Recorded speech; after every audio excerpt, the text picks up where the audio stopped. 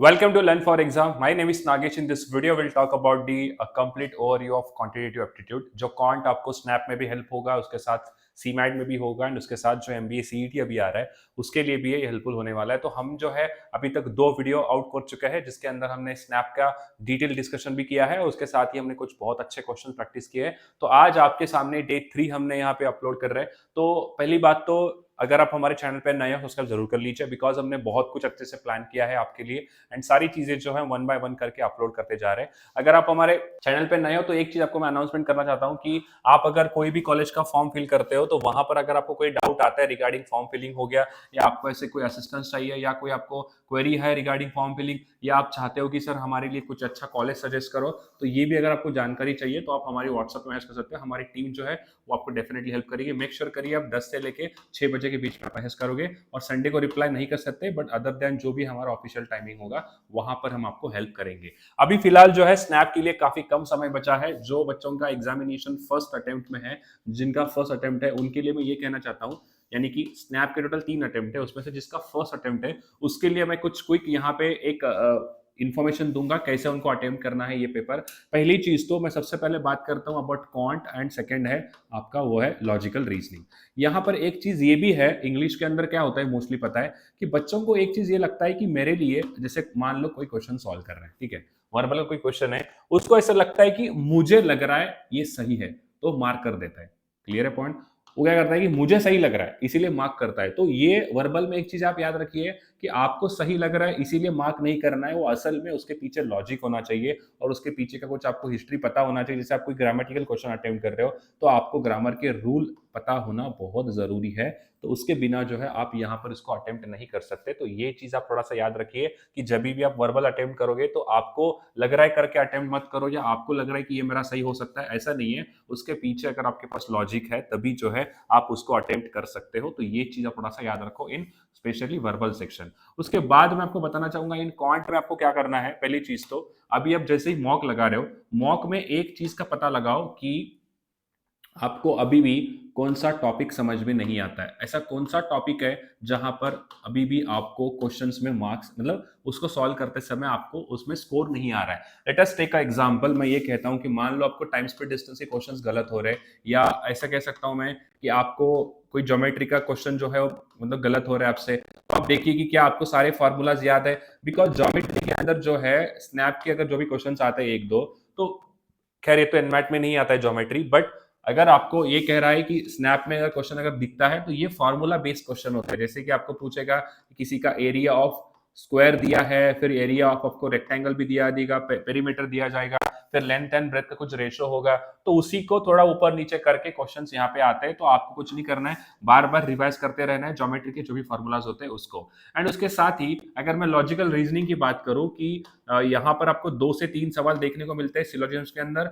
2 सवाल आपको आएंगे क्लॉक्स एंड कैलेंडर के ऊपर एंड उसके साथ भी जो है ब्लड रिलेशन के सवाल भी काफी अच्छे खासे यहाँ पर आते हैं। तो आपको एक ही चीज करनी है, अगर आपके क्लॉक्स एंड कैलेंडर के सवाल अभी भी नहीं बन रहे तो आपको सिर्फ एक चीज मैं कहना चाहूंगा, उसके लिए कुछ नहीं करना है, सिर्फ आपको एक और बार क्लॉक्स एंड कैलेंडर को रिवाइज करना है ताकि आप जब नेक्स्ट टाइम अटेम्प्ट करोगे क्वेश्चन को तो वो आपको देखना बहुत जरूरी है। तो मेरा कहने का मतलब ये है दोस्तों कि आप जो भी मॉक लगाओगे तो मॉक में जो सही हुआ है वो नहीं देखना है आपको, पहले देखना है कि जो कौन से क्वेश्चंस आपके गलत हुए हैं।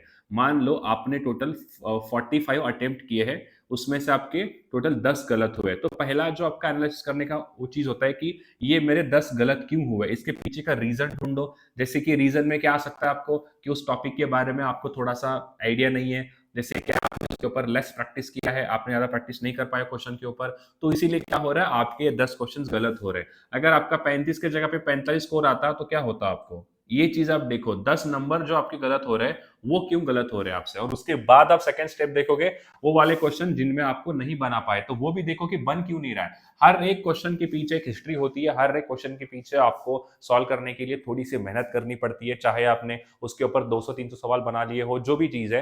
तो आपको एक चीज याद रखना है यहाँ पे कि जहां भी मिस्टेक्स होता है वहां पर आप क्या करोगे कि आपको थोड़ा सा उस पर प्रैक्टिस करना बहुत ज्यादा जरूरी है। तो अभी मेन चीज पर आते हैं। सबसे पहले चीज जिनका भी जो फर्स्ट अटेम्प्ट है आपका स्नैप एग्जामिनेशन का, उनके लिए हमें क्या करना चाहिए। देखो, आप पहले चीज तो एक करो, पहले तो मॉक लगाओ। क्या आपके मॉक के अंदर 40 के प्लस स्कोर आ रहा है, देन यू आर सेफ, आप सेफ हो, आप यहाँ 40 से और 2-3 नंबर लेने की कोशिश करो। जिन बच्चों का स्कोर 40 से नीचे है उन्हें क्या करना है, देखो जितने भी टॉपिक्स आते हैं उन टॉपिक के ऊपर अभी बैठकर मिनिमम 100 प्रैक्टिस 100 क्वेश्चंस लगाओ सबके सब। 100 क्वेश्चंस मतलब आपने क्लॉक्सन कैलेंडर उठाया, आपको क्लॉक्सन कैलेंडर नहीं आता है तो कहीं पर भी जाके आप यूट्यूब पे वीडियो देख लिया। इसका वीडियो अभी हम अपलोड करने वाले हैं। कंप्लीट क्लॉक्सन कैलेंडर आपको एक ही जो है यहाँ पर मतलब वीडियो में रहेगा। 2 से 3 घंटे का कंप्लीट मैं आपको वीडियो दूंगा जिसके अंदर आपको मैं सारा कुछ एक ही इसमें पढ़ाऊंगा। उसके साथ क्रिटिकल रीजनिंग आपको गलत हो रहा है तो दोबारा जाके आपको गुरप्रीत सर की वीडियो देखनी है कि क्या क्रिटिकल रीजनिंग में क्या गलतियां हो रही, क्या हो रहे, उसके ऊपर मैंने 50 से लेके 100 क्वेश्चन बना लिए। तो जब भी आप ऐसी चीज करोगे तो स्नैप बहुत फिद्दू सा एग्जाम है, बिकॉज ये स्पीड बेस है। यहां पर स्नैप में आपको एक चीज भी दिया है कि आपको अगर 3 अटेम्प्ट मिले हैं, 3 में से जो बेस्ट होगा वो आपके लिए वहां पे कंसिडर किया जाएगा। तो इस चीज का फायदा उठाओ। मैं कहने का मतलब यही है कि एटलीस्ट कम से कम एवरी क्वेश्चन से या एवरी टॉपिक से आप 50 क्वेश्चंस लगाने वाले हो, आप एग्जाम पे जाने से पहले पहले ये चीज आप मेक श्योर करिए। क्लियर है पॉइंट? तो आपको कुछ नहीं करना है, हमारे पास एक स्नैप की बुक हमने बनाई है जो कंप्लीटली फ्री ऑफ कॉस्ट है। उसके लिए आपको बस हमारे व्हाट्सएप पे मैसेज करना है और हम जो है आपको व्हाट्सएप पे पीडीएफ भेज दिया जाएगा जिसके अंदर हमने ऐसे 20-30 सवाल जो है हर एक टॉपिक से उठाकर उसके अंदर डाले ताकि आपका उसका हेल्प हो जाए। क्लियर है point? So let's get started. Our first question ये रहा आपके सामने। क्वेश्चन क्या कह रहा है देखो, अ शॉपकीपर सोल्ड 3 आइटम्स। ये एग्जैक्ट स्नैप लेवल है, ठीक है। A shopkeeper sold 3 items PQR at a same of the same cost price, यानी कि PQR का जो कॉस्ट प्राइस है वो सबका क्या है, वो सेम है, ठीक है। He sold P at 25% loss. 25% के लॉस पे बेच रहा है, मतलब देखो 25% का मीनिंग क्या होता है सर, ये होता है 1/4। क्लियर है पॉइंट? ये क्या होता है, ये होता है 1/4। Okay fine. तो अगर मुझे 4 रुपए का सामान है, उसके ऊपर अगर मुझे 1 का लॉस हो रहा है, यानी कि मैं उसको बेच कितने में रहा हूं, मैं उसको बेच रहा हूं 3x में। अगर इसको हम परसेंटेज के पॉइंट से अगर देखा जाए तो 25% का लॉस हो रहा है। मान लेते हैं सबका जो कॉस्ट प्राइस है वो 100 रुपीज है। मान लेते हैं इनका सबका कॉस्ट प्राइस क्या है, 100 रुपीज है। 25% का लॉस अगर हो रहा है, इसका मतलब यह है कि आप उस सामान को कितने में बेच रहे हो, आप उस सामान को बेच रहे हो 75x में। क्लियर है पॉइंट? उसके बाद नेक्स्ट 25% का जो क्यू है वो प्रॉफिट में जा रहा है, यानी कि 100 का सामान आप 25% के प्रॉफिट पे, यानी कि आप इसको बेच रहे हो 125x में। उसके बाद नेक्स्ट आर 19% के प्रॉफिट पे, यानी कि आप इसको बेच रहे हो 119x पे। तो आपको बोला है कि उसका जो टोटल प्रॉफिट है वो है 2209 rupees by selling the article. तो यहां पर ये चीज कहना चाहता है कि आपको जो यहां पर प्रॉफिट हुआ है, जो प्रॉफिट हुआ है वो जो है प्रॉफिट आपका वो 209 रुपए है। टोटल प्रॉफिट की बात कर रहा है, टोटल प्रॉफिट की ये बात कर रहा है। यहां पे ये नहीं कह रहा है कि सेलिंग प्राइस की वैल्यू नहीं दिया आपको, ये कह रहा है कि जो प्रॉफिट उसको हुआ है वो प्रॉफिट उसका 209 रुपए का प्रॉफिट है टोटल। अब मुझे एक बात बताओ, यहां पर क्या क्या आपको दिखता है। पहले तो हम सारी चीजों का पॉसिबिलिटी लेते हैं कि क्या क्या हो सकता है और उसके बाद अपन आंसर निकालेंगे, ठीक है। अब आपको ये लग रहा होगा कि यहाँ पे 25% प्रॉफिट हुआ है और यहाँ पे 19% हुआ है, यानी मैं काम कर लेता हूँ 25x प्लस 19 को मैं ऐड कर दूंगा, ये मेरा प्रॉफिट रहेगा, तो मैं इसको ऐड करके निकालूंगा इसे। ऐसा आपको लग रहा होगा? क्लियर है पॉइंट?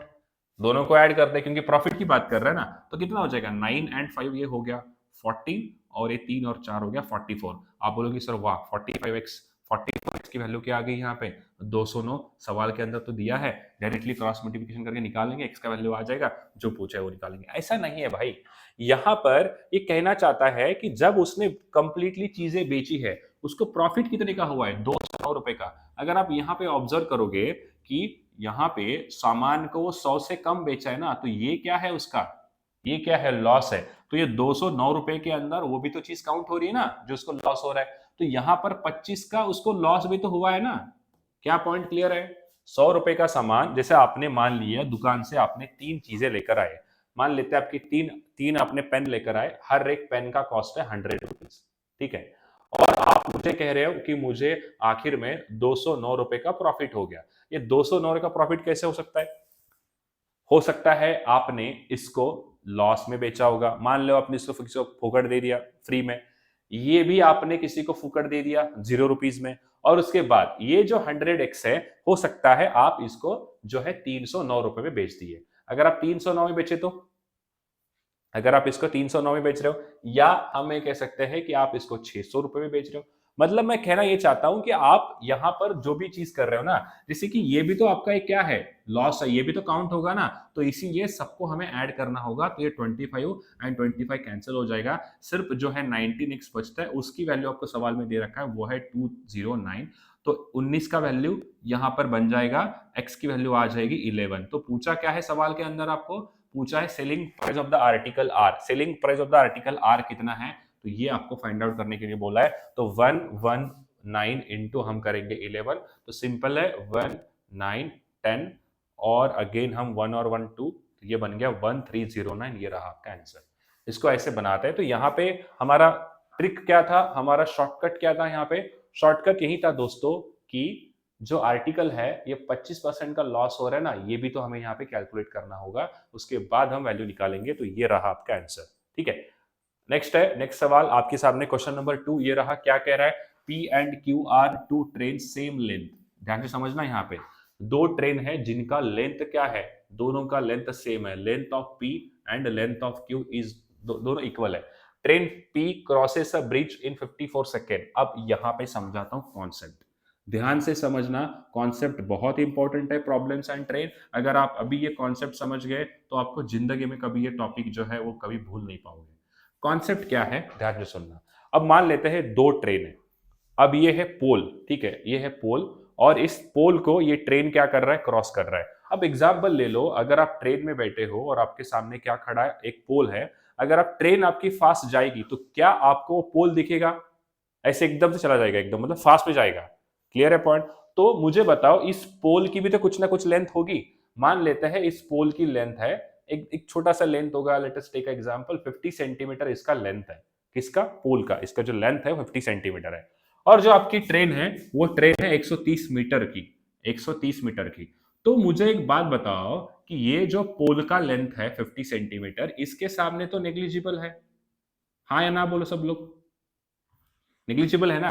तो इसीलिए अगर आपको ऐसा कहता है कि कोई ट्रेन है, शताब्दी एक्सप्रेस है, किसी पोल को किसी पोल को वो क्रॉस करती है 20 सेकेंड में, किसी पोल को वो क्रॉस करती है 20 सेकेंड में, तो स्पीड इक्वल्स टू क्या हो जाएगा, डिस्टेंस अपॉन टाइम। मान लेते हैं शताब्दी का स्पीड है, हम मान लेंगे 20 मीटर पर सेकेंड उसका स्पीड है, ठीक है। मेक श्योर करिए जो स्पीड दिया होगा उसका यूनिट एंड सेकेंड वो दोनों चीजें सेम होनी चाहिए। अगर एक किलोमीटर में दिया है तो उसको कन्वर्ट भी कर सकते हैं आप, कन्वर्ट भी कैसे करते हैं वो भी समझाता हूँ, डोंट वरी। तो क्या है यहाँ पे, शताब्दी का स्पीड कितना है, 20 मीटर पर सेकेंड। अब यहाँ डिस्टेंस में क्या आता है, डिस्टेंस में हम सिर्फ किसका लेंथ लेंगे, हम सिर्फ और सिर्फ लेंथ लेंगे उसी चीज का जिसका लेंथ हम माप सकते हैं। तो इस केस में ट्रेन का लेंथ ही लेना सही रहेगा, वो जो पोल का लेंथ है वो रहता है निग्लिजिबल। तो यहाँ पर हम सिर्फ क्या ले सकते हैं, उसका लेंथ हमें नहीं पता। लेट अस टेक एग्जांपल, शताब्दी का जो लेंथ है वो है SL और टाइम दिया है 20 सेकेंड। तो हम क्या निकाल सकते हैं, शताब्दी का लेंथ ये हो जाएगा, टोटल लेंथ कितना हो जाएगा, 400 मीटर। तो ये हमने निकाला, ये बन गया एकदम आसान।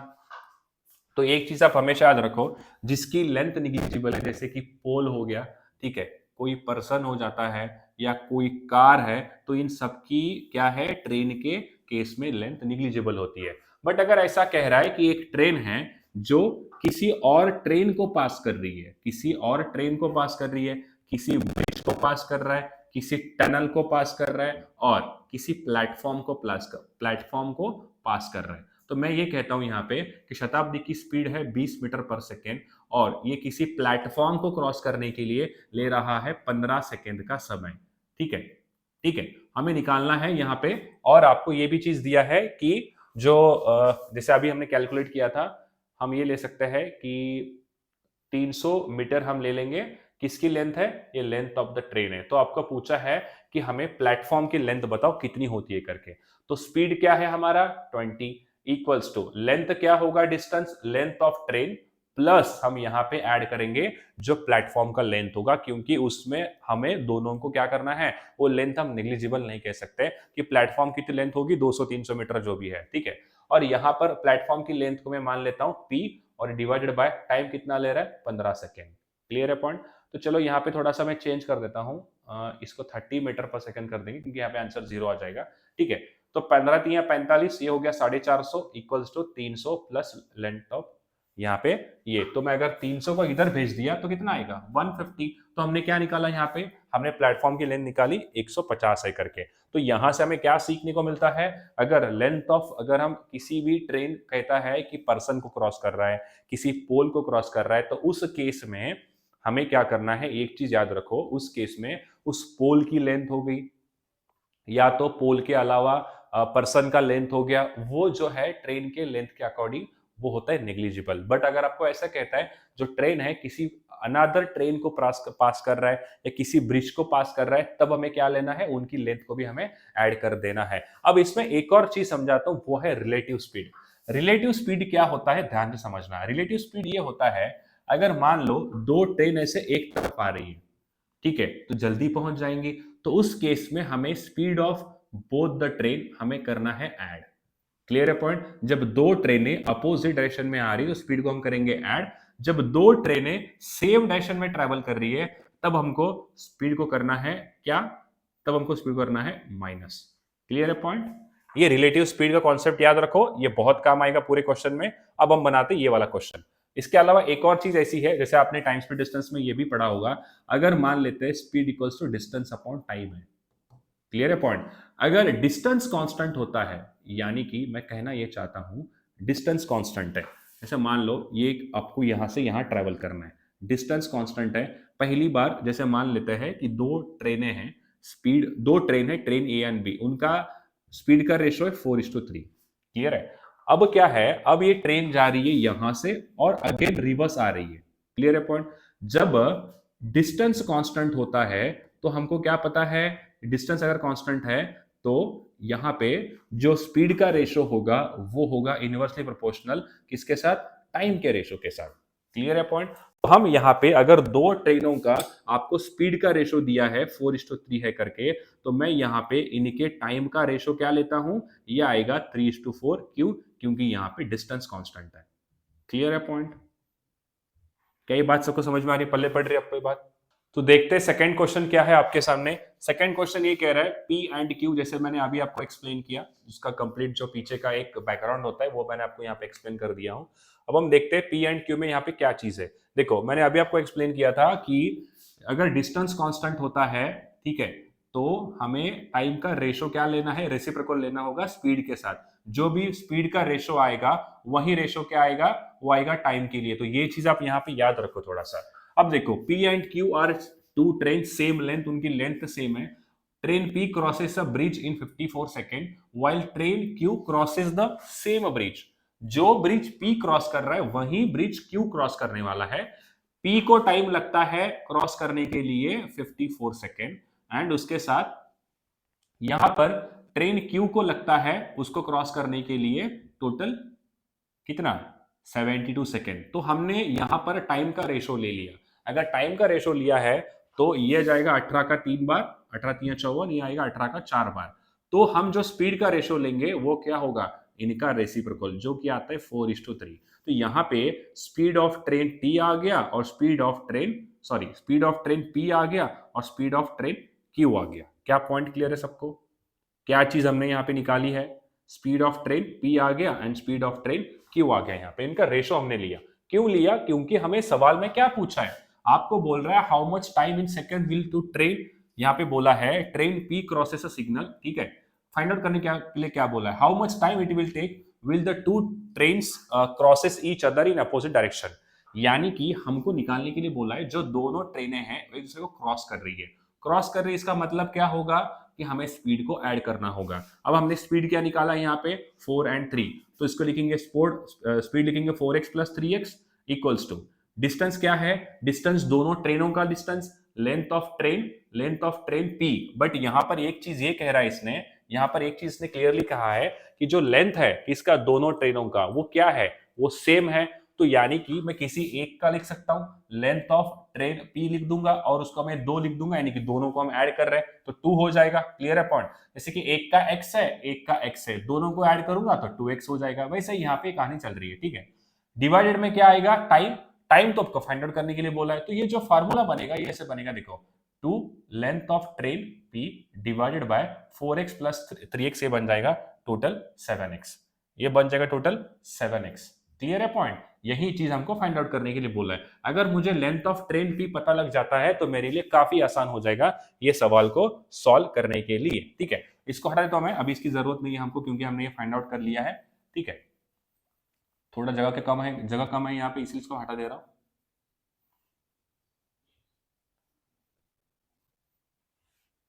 ठीक है, यहाँ पे क्या दिया है देखो, क्वेश्चन ये कह रहा है कि अभी आपको निकालना है लेंथ ऑफ ट्रेन पी कितना हो सकता है करके। उसके लिए हमारे पास ये भी इंफॉर्मेशन अवेलेबल है यहाँ पे। देखो, ये कह रहा है ट्रेन पी जो है सिग्नल को क्रॉस करता है। तो मैं आपको अभी कह रहा था कि सिग्नल को क्रॉस करते हो तो उसकी लेंथ निग्लिजिबल होती है। तो स्पीड क्या आएगी, स्पीड ऑफ लेंथ ट्रेन, देखो स्पीड इक्वल्स टू होता है डिस्टेंस अपॉन टाइम। हमको यहाँ पे क्वेश्चन में दिया है कि डिस्टेंस कितना है, भाई डिस्टेंस है यहाँ पर किसकी, डिस्टेंस यहाँ पे सिर्फ लेंगे ट्रेन ट्रेन पी की, तो वो है length of train P upon time दिया है 35 सेकंड। स्पीड क्या था, हमने फाइंड आउट किया था, स्पीड था यहाँ पर 4x और 3x किसका था, 3x था ट्रेन क्यू का। तो मैं यहाँ पे लिख देता हूँ स्पीड है 4x, तो लेंथ ऑफ पी कितना आएगा सर, लेंथ ऑफ पी आएगा 35 इंटू 4x। ये हमने फाइंड आउट कर लिया है यहाँ पे। अब सिंपल है, यहाँ उठा के उसको उधर रख दो तो आपका आंसर आ जाएगा, यहाँ उठा के आप इधर रख दो तो आपका आंसर आ जाएगा। देखो लेंथ में क्या रखेंगे अपन, 2 इंटू क्या आया है 35 into 4x, 35 into 4x divided by यहाँ पर है 7x। तो x से x कट गया और ये जाएगा 7 का 5 बार, 5 चौक 20 और 2 हो जाएगा टोटल यहाँ पर 40 आ जाएगा टोटल। ये आएगा 40, आपका आंसर है। एकदम इजी था, कुछ भी नहीं है इसमें, सिर्फ एक चीज याद रखना था, अगर डिस्टेंस कांस्टेंट है तो स्पीड का रेशो हम लेंगे रेसिप्रोकल टाइम के साथ और vice versa. Next third question ये रहा आपके सामने। थर्ड क्वेश्चन सॉल्व करो, जल्दी से बनाओ। A circular Dora cake of radius 14 centimetre, ऐसा एक 14 सेंटीमीटर उसका रेडियस है, इसको कट किया जा रहा है such way that each dora cake has a central angle of 18 degree. यानी कि अब मुझे बताओ टोटल जो सर्कल होता है उसका कितना होता है लेंथ, सर ये होता है ये कितना होता है 360 डिग्री होता है। हम हर एक डोरा केक को कट कर रहे हैं 18 डिग्री में, तो यहां पर क्या आएगा 18 अपॉन 360। आपको पूछे what is the area of the each piece of Dora cake, हमें निकालना है कि एरिया क्या होगा हर एक डोरा केक का। तो एरिया ऑफ सर्कल क्या होता है आपका, बताओ जल्दी से, पाई आर स्क्वायर। तो यहां पर हम लेंगे इंटू 22 अपॉन 7, पाई की वैल्यू, रेडियस आपको दिया है 14 तो लिखूंगा मैं 14 इंटू 14। क्लियर है पॉइंट, तो 7 का जाएगा 2 टाइम्स, ठीक है, ये जाएगा इसका 20 टाइम्स, ठीक है, ये जाएगा 10 टाइम्स, ठीक है, यहां पे आएगा 11। क्लियर है पॉइंट, तो 11 इंटू 2 22, 22 इंटू 14 डिवाइडेड बाय आएगा 10, जो कि होता है 28 और आएगा 30, 308 अपॉन 10। तो ये आपका आंसर बन गया 30.8, इसका आंसर है। आपको एरिया पूछा था हर एक डोरा केक का, यानी कि ऐसा कुछ हम कट कर रहे हैं ऐसे, टोटल हर एक का 18 डिग्री है, तो आपको हर एक का एरिया पूछा था, तो मैंने एवरी जितने भी आएंगे उसका मैंने क्या कर दिया, मल्टीप्लाई कर दिया ताकि आपको एरिया आ जाए। ठीक है, नेक्स्ट क्वेश्चन, थर्ड हो गया। अब बनाते हैं फोर्थ क्वेश्चन। फोर्थ क्या दिया है देखो, ये रहा आपके सामने, अ boat covers a distance of x 40 kilometre upstream and x 18 kilometre downstream in 30 hours. देखो जितना बोला है उतना हम पहले सॉल्व करते हैं। एक बोट है जो डिस्टेंस कवर करता है x प्लस 40, डिस्टेंस क्या दिया, अपस्ट्रीम में क्या होता है, देखो मैंने समझाया था इसके पहली वाली क्लास में, अपस्ट्रीम में होता है difference of boat of speed minus हमें लेना होगा बोट ऑफ क्या, बोट ऑफ हमें लेना होगा स्ट्रीम। यानी कि अगर मान लो ये बोट है, ठीक है, और ये नीचे से पानी का बहाव है, ठीक है, जिस डायरेक्शन में आपका बोट जा रहा है अगर उसी डायरेक्शन में अगर आप जाओगे तो जल्दी पहुंच जाओगे। क्यों, क्योंकि ये ट्रेन भी आगे ट्रेवल कर रहा है और ये सामने जो इसका स्ट्रीम है ये भी उसको आगे लेके जा रहा है। बट अगर ऐसा होता है, ये ट्रेन मतलब ये जो बोट है ये ऐसे जा रहा है एंड ये जो आपका स्ट्रीम का बहाव है, जो स्ट्रीम का स्पीड है किस तरफ डायरेक्शन में, ये दोनों अपोजिट है, यानी कि आपको जाने में टाइम लगेगा। यानी वो कहते हैं ना कि पानी अगर उस तरफ से है, अगर आप ऐसे तैर के जाओगे तो आपको समय लगेगा, अगर पानी का बहाव भी ऐसे है और आप भी ऐसे आ रहे हो जल्दी आप पहुंच जाओगे। तो इसीलिए अपस्ट्रीम में हम करेंगे माइनस और डाउनस्ट्रीम में करेंगे हम ऐड, दोनों का स्पीड। क्लियर है, तो speed equal to distance upon time लगेगा, आपको दोनों का टाइम दिया 30 आवर्स, तो क्या आएगा T1 plus T2 equals to आएगा टोटल 30 आवर्स। क्लियर है पॉइंट, ये बन गया। ठीक है, आगे दिया इफ द सेम बोट, अगर same boat takes 16 hours to cover 55 kilometre distance in downstream and upstream. देखो सेम बोट अगर सेम बोट अगर कितना समय लेता है, take 16 hours to cover 55 kilometre distance in a downstream and upstream, then find the value of x. आपको x की value निकालने के लिए बोला है, यानी कि यहाँ पे जो एक्स है वो आपको फाइंड आउट करना है। और आपको दिया है note the speed of stream is 62.5% less than that is speed of boat. तो इसका मीनिंग क्या होता है, पहले तो बताओ 62.5 क्या होता है भाई, ये होता है सर, कितना होता है 12.5 का 5 बार। देखो 12.5 क्या होता है परसेंटेज टू फ्रैक्शन में, सर ये होता है 1/8। तो इसका 5 बार निकालो तो क्या आएगा, 5/8 आएगा। तो इसकी वैल्यू बनेगी 5/8। इसकी वैल्यू क्या आएगी, इसकी वैल्यू आएगी सर 5/8। क्लियर है पॉइंट। हमने ये निकाला कि इसकी जो वैल्यू है वो है 5/8। तो देखो इसको मैं लिखता हूं 5/8। क्लियर है पॉइंट। तो आपको बोला है जो स्पीड ऑफ स्ट्रीम होगा वो क्या है, लेस देन है। कंपेयर किसके साथ कर रहा है, स्पीड ऑफ करंट के साथ। तो ये क्या हो गया आपका, ये हो गया स्पीड ऑफ करंट। तो इसको मान लेते हैं स्पीड ऑफ, सॉरी कंपेयर कर रहे हैं बोट के साथ। तो ये क्या बन गया, ये बन गया बोट का स्पीड। ठीक है, तो मैं यहां पे लिखता हूं u का स्पीड क्या है, u यानी कि हमारा क्या है, यहाँ पे बोट है। v क्या है हमारा, वो है करंट। इतनी सी बात याद रखो। ठीक है, तो मैं लिखता हूं u की वैल्यू जो कि आएगा 8x, और v की वैल्यू आएगी, ये 5 कम बोल रहा है यानी कि ये होगा 3x। कम बोल रहा है ना, कितना कम, 5 कम। तो ये मैंने यहां पे निकाल लिया। तो हमारे हमारे से वैल्यू क्या आ गया, यहाँ पे हमने यहाँ पे वैल्यू निकाल ली। u की वैल्यू आएगी 8x, ठीक है, और उसके बाद v की वैल्यू आएगी 3x। क्लियर है, फाइन, हमने निकाल लिया। अब आपको पूछा है कि x की वैल्यू निकालनी है। ठीक है, कैसे निकालेंगे, उसके लिए आपके पास दो डेटा गिवन है। पहला डेटा क्या दिया है, देखो ये दिया है कि सेम बोट, यानी कि यही बोट ये डिस्टेंस कवर करती है 55 किलोमीटर, यानी कि डाउनस्ट्रीम में वो जा रहा है, जहां पर हम ऐड करेंगे u प्लस वी, ये होता है उसका स्पीड। डिस्टेंस कितना है 55 किलोमीटर, और अपस्ट्रीम में उसको लगता है समय कितना, उतना ही जितना डिस्टेंस था पहले। ठीक है, टोटल यहाँ पे डिस्टेंस है इसका, मतलब टोटल टाइम जो लग रहा है वो बोल रहा है 16, यानी कि आप जा रहे हो और वापस आ रहे हो, यानी कि क्या होगा सर, होगा t1 plus t2 equals to value है यहाँ पे 16। तो speed equals to distance upon time अगर होता है तो टाइम इक्वल्स टू क्या होगा, डिस्टेंस अपॉन स्पीड होगा। तो जाते समय t1 है, जाते समय मान लेते हैं आपका डाउनस्ट्रीम है तो u प्लस वी हो गया, आते समय अपस्ट्रीम है तो दोनों को मिलाकर कितना समय लग रहा है, दोनों को मिलाकर समय लग रहा है यहाँ पे टोटल 16 आवर्स। तो एक चीज आप मुझे यहाँ पे ये बताओ, देखो u प्लस वी है, यहाँ u माइनस वी है, तो मैं सिंपली इसको लिख देता हूँ ना ऐसे। देखो u प्लस वी मतलब 8 और 3 11x, दोनों का डिफरेंस आएगा 5x। क्लियर है पॉइंट, क्या इतनी सी बात सबको पता है। 55 को अगर मैं कॉमन लेता हूं, यहाँ पे क्या आएगा, अगर 55 को मैं कॉमन लिखता हूं तो यहाँ पर ऐसे नहीं आएगा। देखो 55 को मैंने कॉमन ले लिया तो ब्रैकेट में ऐसे बन गया। क्लियर है पॉइंट। तो यहां पर देखो ये नीचे आएगा 55x, 16 और 50, 11 प्लस 5 कितना होता है, ये होगा 16x। क्लियर हो गया पॉइंट, ये बन गया सर 16। क्लियर है पॉइंट। और यहां पर नीचे x और x कितना बन गया सर, ये बन गया स्क्वायर, और यहां पर है 55, यहां पर आएगा इक्वल्स टू 16।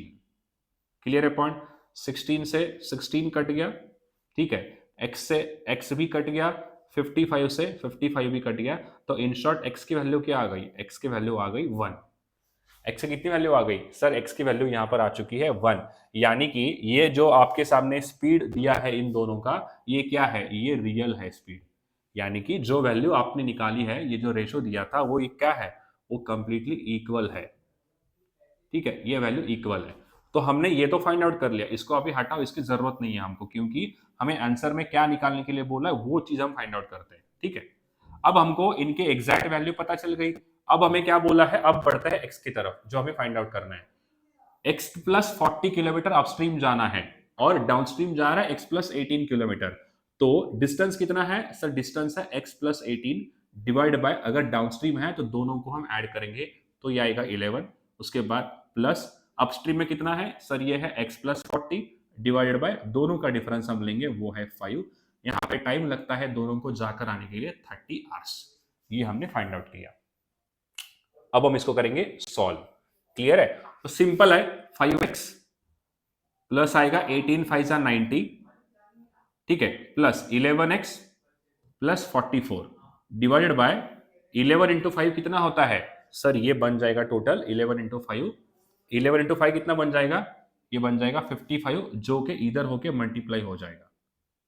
ठीक है, सिंपल है, राइट। अब देखो, अब हम क्या कर सकते हैं, अब हम क्या कर सकते हैं, ये कितना हो जाएगा, ये हो जाएगा सर 16,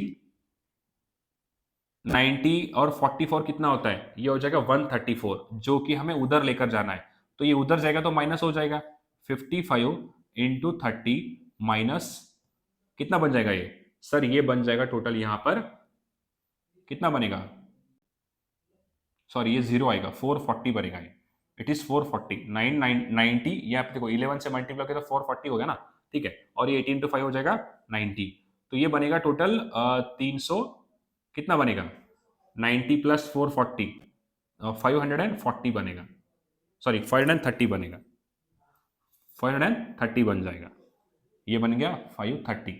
अगर आप इसको सॉल्व करते हो तो आपका x का वैल्यू कितना आता है, x का वैल्यू यहाँ पर क्या आएगा वो भी निकाल सकते हैं। देखो यहाँ पे नन ऑफ दिस दिया है, यानी कि हमें फाइंड आउट करना पड़ेगा आंसर क्या है। ठीक है, देखो 55 टू 3 कितना होता है, 55 का 3 बार करो, 55 का 2 बार करेंगे तो 110 आता है, उसको अगेन आप मल्टीप्लाई कर सकते हो, यानी कि 110 एंड 55 कितना होगा ये 165, तो 165 जीरो माइनस हम करेंगे 530 कितना आता है भाई ये, सर ये आएगा 20 एंड ये आएगा ऐसे 1, सॉरी 11 आएगा, तो 11 20 ये जो 16 है इसको डिवाइड करेंगे, यानी कि हमारे पास क्या बन गया, हमारे पास आखिरकार में क्या बन गया, सर हमारे पास अभी हमको निकालना है 1120 डिवाइडेड बाय 16, 1120 डिवाइड बाय 16 करूंगा तो x की वैल्यू आएगी कितना आएगा बताओ,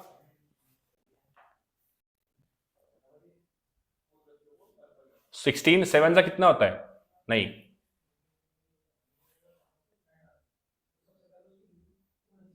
कितना होता है 16 का कितने टाइम जाएगा, देखो मुझे बताओ जल्दी से, 16 8 का कितना होता है 128, यानी कि हमको 16 7 जा निकालना पड़ेगा, ये आएगा इसका एग्जैक्टली 7 टाइम, यानी कि 70 हमारा आंसर है, जो कि नन ऑफ दीज है। क्लियर है पॉइंट, ठीक है। ये रहा नेक्स्ट क्वेश्चन आपके सामने, 5th क्वेश्चन, इसको बनाओ जल्दी से, जल्दी बनाओ, आपके सामने क्वेश्चन खोला है मैंने।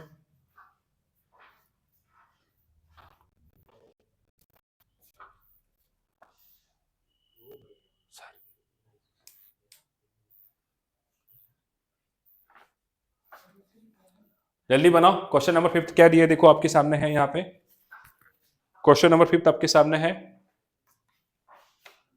The monthly salary of Ajay is 9000, the monthly salary of Ajay is less than,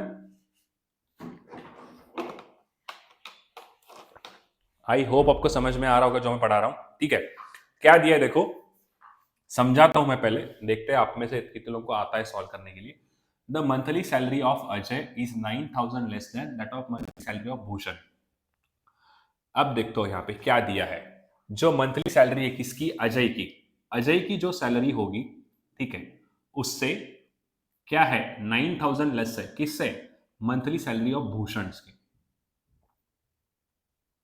तो मैं यहां पे इसके सैलरी को मान लेता हूं x, इसके सैलरी को मान लूंगा y, तो अजय की सैलरी है भाई x और इसकी सैलरी है भूषण की, जिसको मान लेता हूं मैं y। तो यहां पर जो मेरे सामने अभी इक्वेशन बनेगा वो क्या बनेगा सीधा, जल्दी से बताओ, क्योंकि हमारा इक्वेशन ऐसे बन रहा था ना, इक्वल्स टू भूषण की सैलरी माइनस करेंगे, तो यहां पर इक्वेशन बनेगा अजय की सैलरी हम माइनस करेंगे किसके, भूषण की सैलरी के साथ, तो मेरे पास जो रेशो बनता है, जो इक्वेशन बनेगा y minus x equals to 9000 आएगा। क्या ये पॉइंट क्लियर है, कैसे मैंने निकाला, क्या सबको समझ में आ रहा है, क्लियर है पॉइंट, ठीक है। ये रेफरेंस मैंने आपके लिए बना के दिखा है ताकि आपको समझ में आ जाए।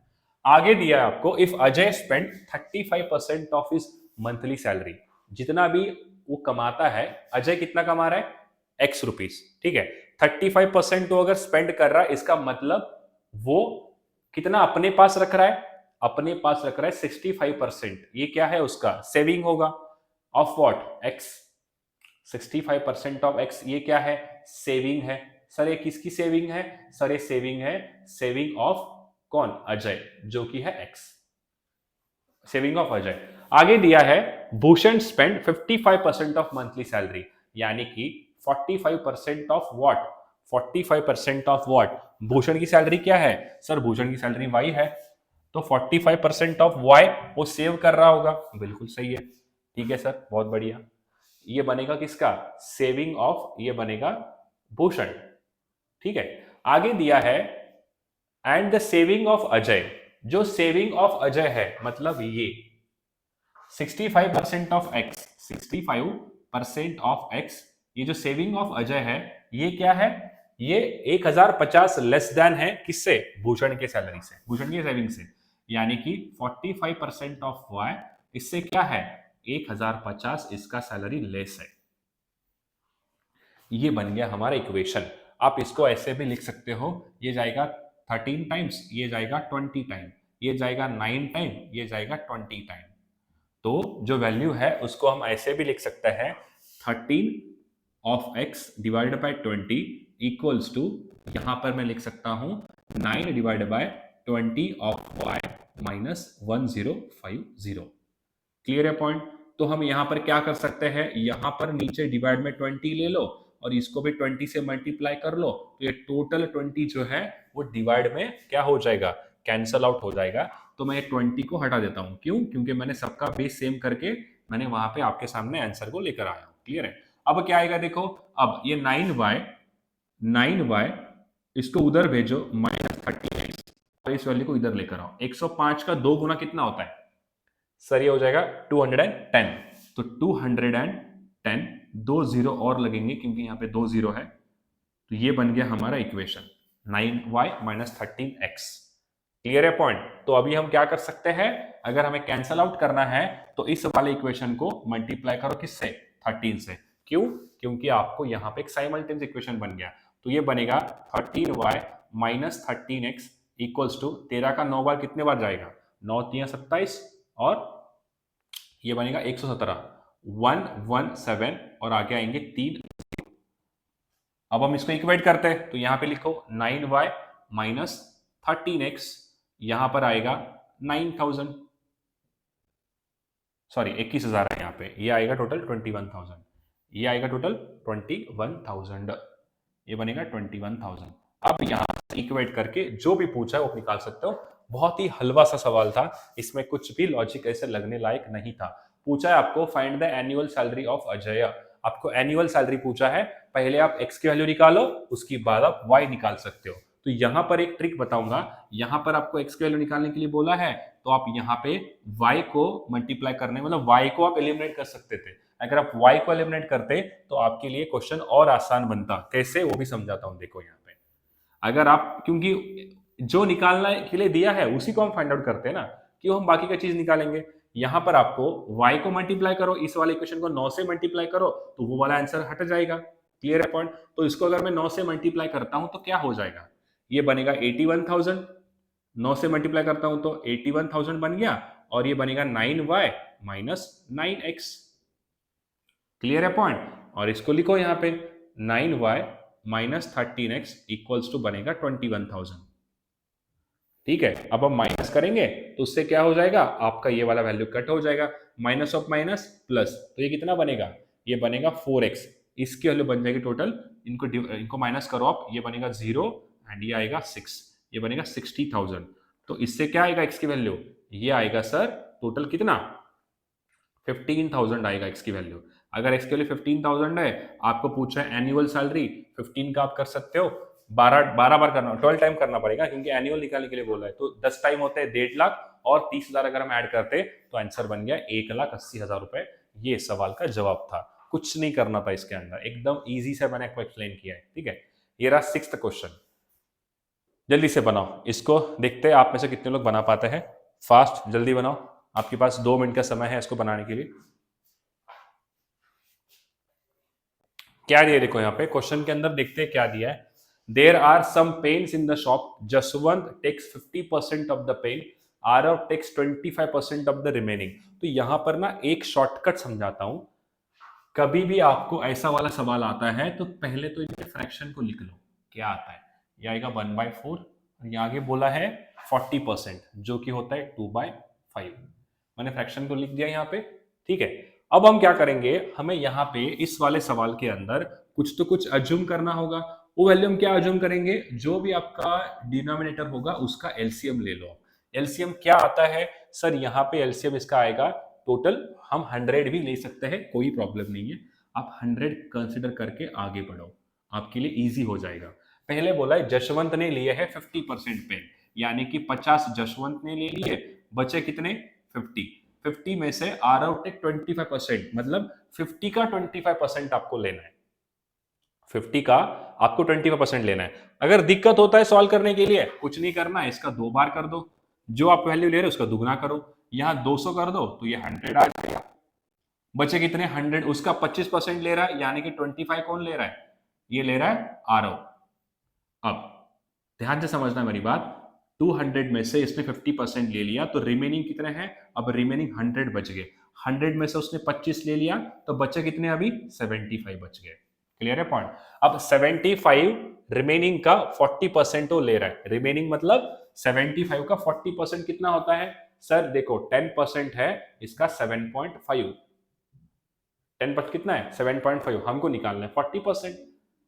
क्लियर है पॉइंट? 20% कितना होता है सर? 15 होगा। 15 का दुगना करो, कितना होता है? 30। तो यहां पर 30 किसने लिया है सर? 30 लिए है किसने? ये विशाल ने लिए है।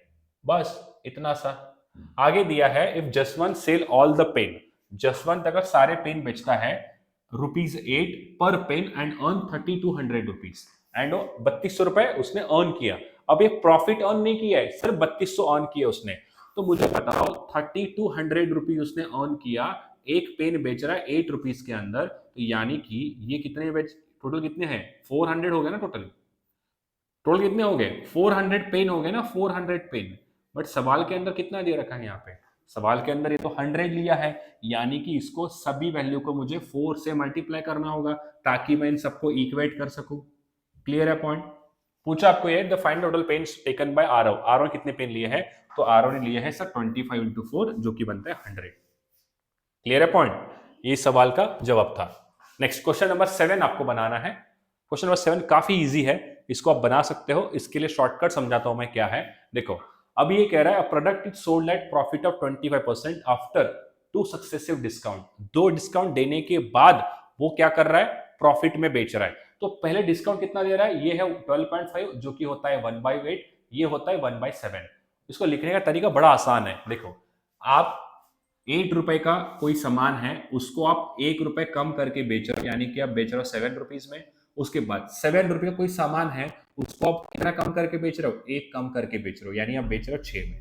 ये इसका सॉल्व करने का तरीका है। वो फॉर्मूला यूज मत करो, वो तो मुझे आता भी नहीं है फॉर्मूला, उस समय कभी बनाता ही नहीं हूं। ऐसे वाले सवाल को मैं ऐसे ही निपटा देता हूँ। क्लियर है पॉइंट? ठीक है, तो देखो क्या आएगा यहाँ पे, हम निकालते हैं यहाँ पे क्वेश्चन में क्या दिया है हमको फाइंड आउट करने के लिए। देखो अब कुछ नहीं करना है, इनका रेशो लेते रहो बस, और इधर से मल्टीप्लाई करो, इसको यहाँ से मल्टीप्लाई करो। 7 से 7 कट गया, ये 2 का 4 बार जाएगा, 2 का 3 बार जाएगा, यानी कि ये बन गया 4:3। क्लियर है पॉइंट? ये क्या बन गया? 4:3। अब क्या है, 4 रुपए। अब मैंने कहा था आपको पहली वाली क्लास में जाके जरूर देखना, उसके अंदर मैंने प्रॉफिट लॉस सबको अच्छे से पढ़ाया है, बेसिक से मैंने पढ़ाया वहां पे। तो ये कहना क्या चाहता है पता है क्या? कि जो मार्क प्राइस है, ध्यान से समझना मेरी बात, जो मार्क प्राइस है उस मार्क प्राइस के ऊपर ही तो हम डिस्काउंट देते हैं ना। क्लियर है पॉइंट? तो यानी कि ये कहना चाहता है कि 4 रुपए किसी का मार्क प्राइस था, तो हमने 1 का डिस्काउंट दिया और हमने बेचे उसको 3 रुपए में। कितने बेचे हमने?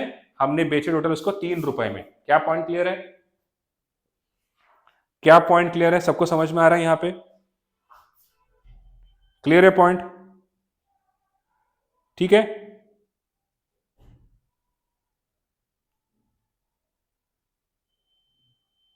क्लियर है पॉइंट? सबको समझ में आ रहा है मैं क्या कह रहा हूं यहां पे? ये कहना ये चाहता है कि देखो मार्क प्राइस 4 है, मैं बेच रहा हूं 3 रुपए में, तो ये क्या बन गया मेरा सर? ये बन गया सेलिंग प्राइस। क्लियर है? बट सवाल में क्या बोल रहा है? सवाल में बोल रहा है उसने 25% का प्रॉफिट कमाया है, यानी कि 4 रुपए के सामान के ऊपर उसने 5 रुपए वहां पर सेलिंग प्राइस है, क्योंकि ये 4 क्या होता है हमेशा? Cost price. और ये क्या बन गया? Selling price. ये क्या है? Cost price. बट हमने जो आंसर निकाला है इसमें तो सेलिंग प्राइस 3 है, यहाँ पे 5 दिख रहा है, दोनों तो हमें अलग लगने नहीं चाहिए। इसको हम क्या कर देते हैं? इसको हम करेंगे सेम, क्योंकि सेलिंग प्राइस यहाँ पे 5 है, यहाँ पे 3 है, तो हम इक्वेट करेंगे। मल्टीप्लाई करो 5 से, मल्टीप्लाई करो कितने से? 3 से। यहां भी 5 से करो और यहां भी करो 3 से। तो क्या बन गया, कॉस्ट प्राइस बन गया 12। सर कॉस्ट प्राइस बन गया कितना 12। सेलिंग प्राइस कितना बन गया यहाँ पे, सर सेलिंग प्राइस बन गया 5 या 15 यानी कि 15। और हमारा मार्क प्राइस कितना बन गया सर, मार्क प्राइस बन गया 5 into 4 विच इज 20।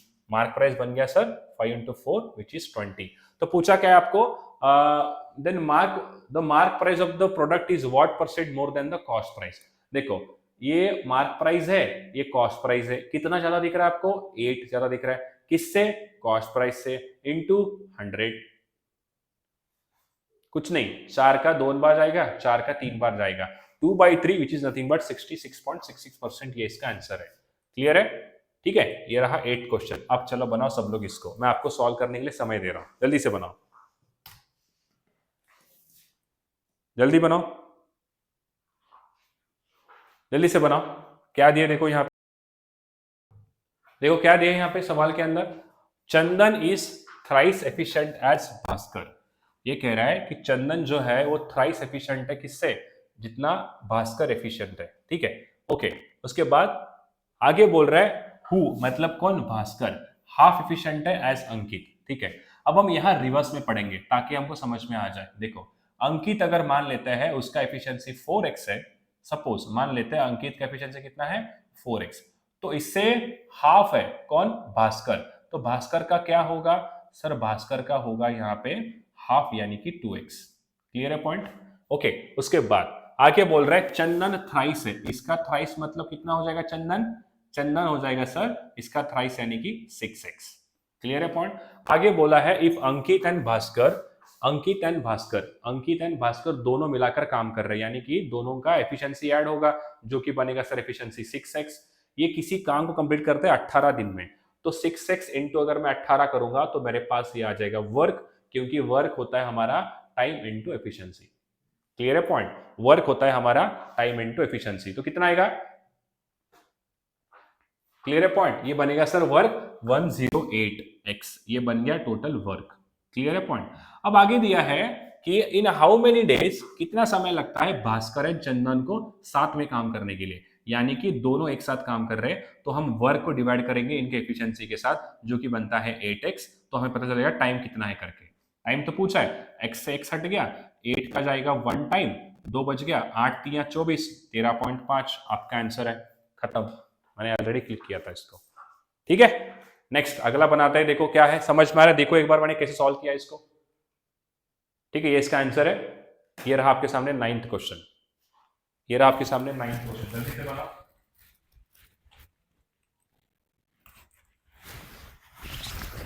जल्दी से बनाओ, 9th क्वेश्चन आपके सामने है, बहुत आसान है, आपको आ जाएगा, डोंट वरी, जल्दी बनाओ। क्या दिया है यहाँ पे,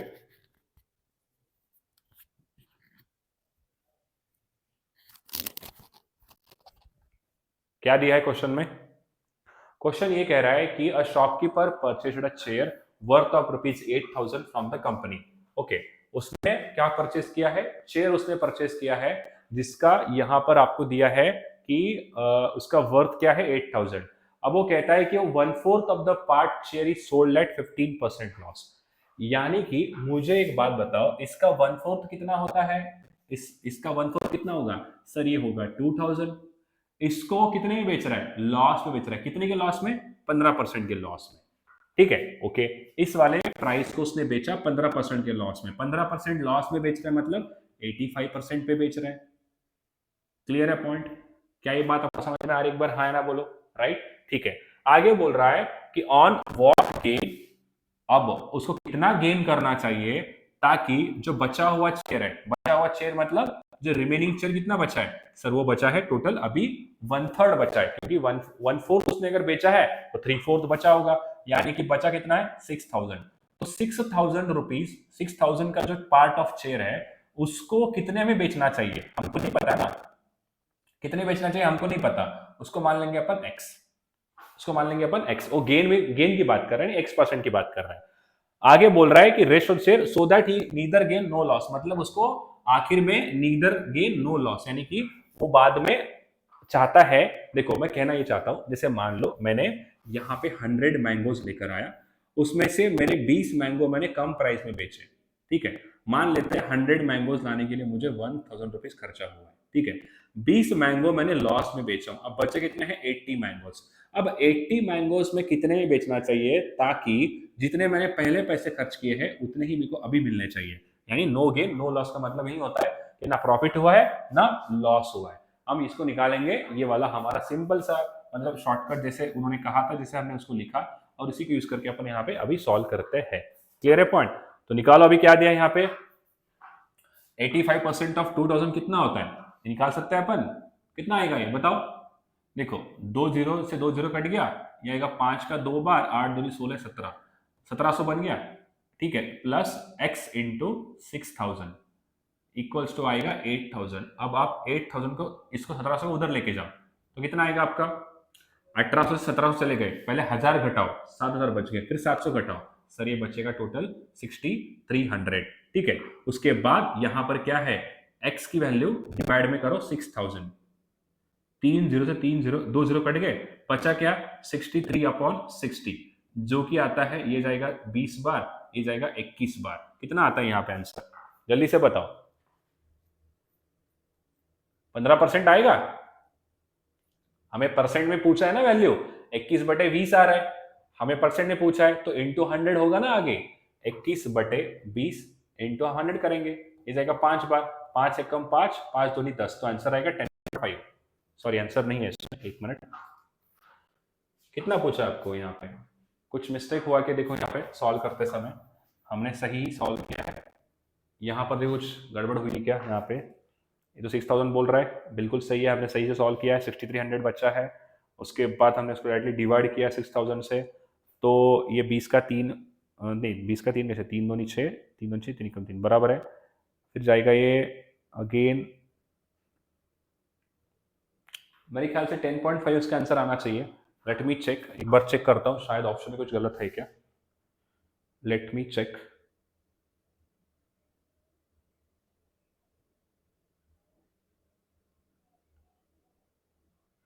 हमारा 9th क्वेश्चन है,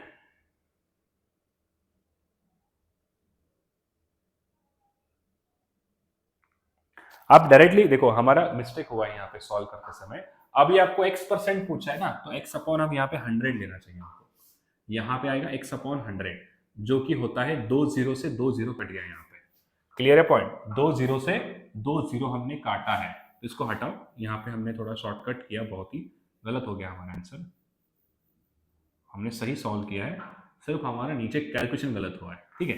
देखो ये क्या आएगा अभी, ये बनेगा सर टोटल 170, ठीक है, 170 और आगे एक जीरो लगेगा, ठीक है, और प्लस 60x इक्वल्स टू बनेगा 8000, उसको उधर लेके जाओ तो ये बनेगा 6300 डिवाइड बाय 60 हम करेंगे तो ये जाएगा ऐसे, ठीक है, ये 6 का कटेगा, कितने बार जाएगा देखो